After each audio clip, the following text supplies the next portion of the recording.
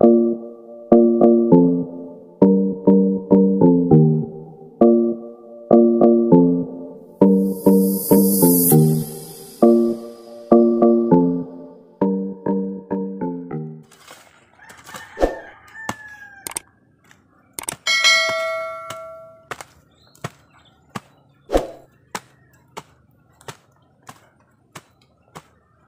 pag natanim na to mga kabukid, didilagan natin kasi yung lupa o yung tuyo. Dalawa lang. Tatlo na. Hindi natin masyado dadamihan ang lupa. Baka hindi na tumubo.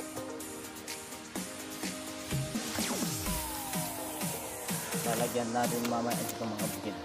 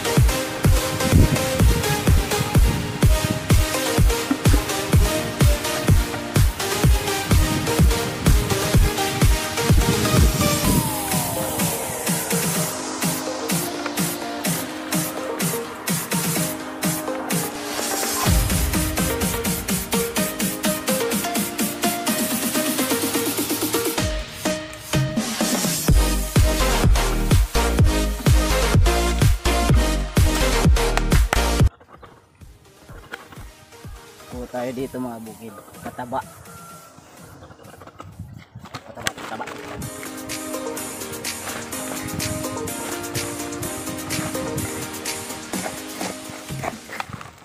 para malaki yung tubo na sili. Kamatis, tatanim pa tayo ng kamatis mga kabukid. Tayo lang magpa.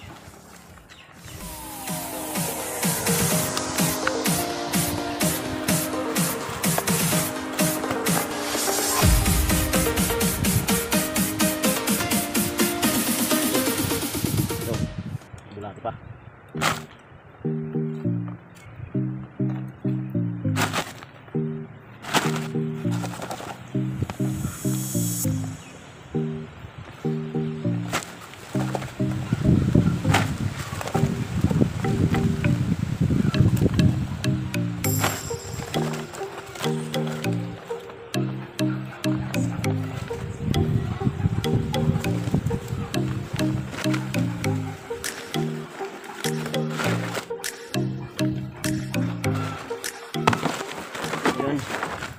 Ngayon gagawin natin, halo natin.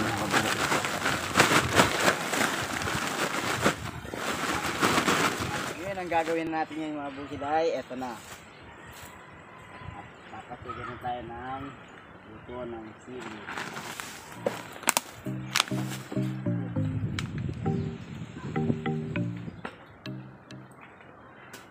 Alright kabukid. Okay, simulan natin patubo. Ganito yung proseso magpapatubo mo ng buto ng sili mga kabukid.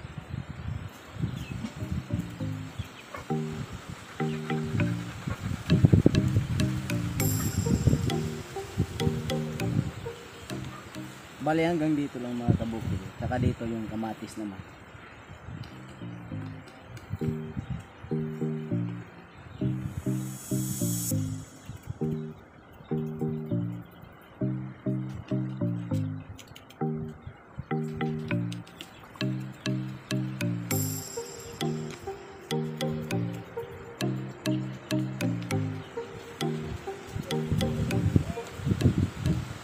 Alright, lagyan natin ng lupa.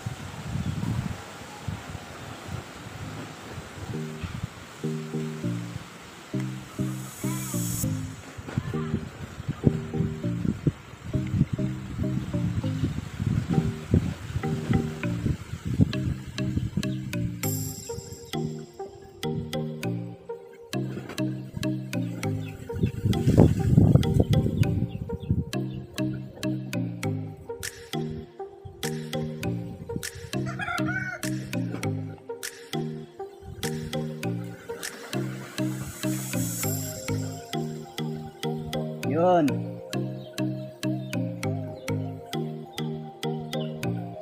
Dito naman kamatis.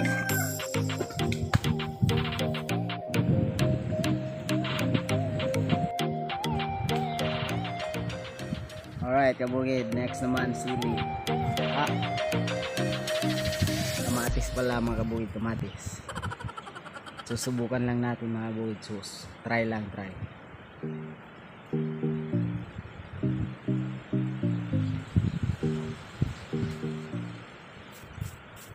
Maliit ito mga bukid. Ito, subukan natin.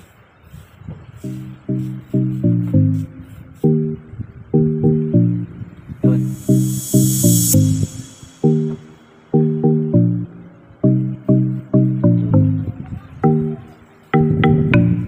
Dito lang sa maliit lang tayo tatanim.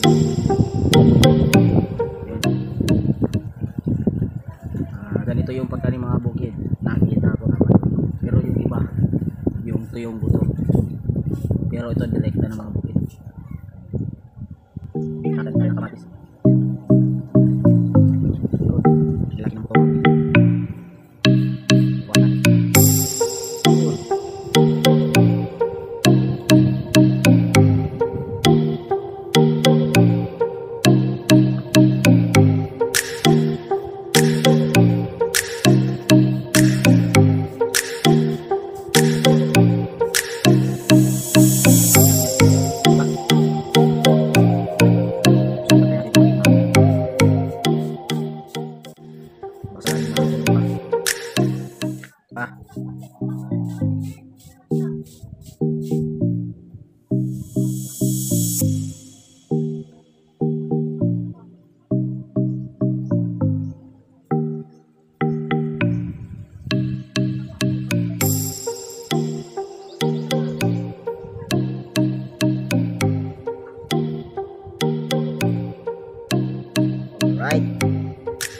Alright mga bukid, same process lang mga bukid. Tatabunan natin yung kinuha natin lupa.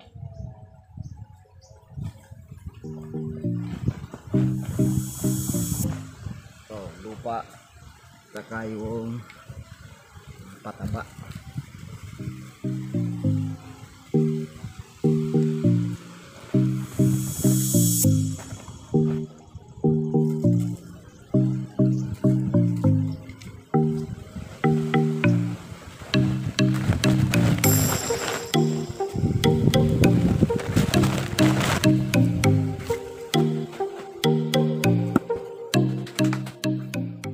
Alright mga buwit, na taniman natin yung kamatis na kasili.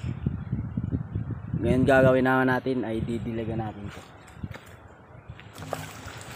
Ayan.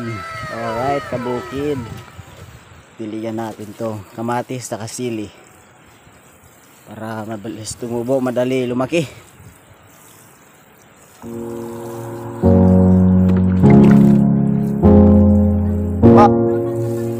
Di naman tabi, di naman. Nasa naman.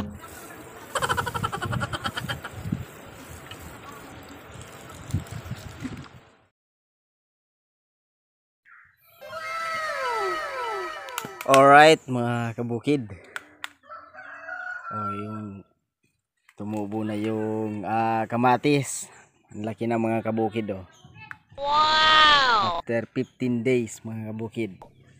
Pero hindi pa to pwede ilipat, hindi pa to pwede itanim sa tamang pagtatamnan mga kabukid dahil maliit pa. Tapos yung sili, maliliit pa lang yung iba.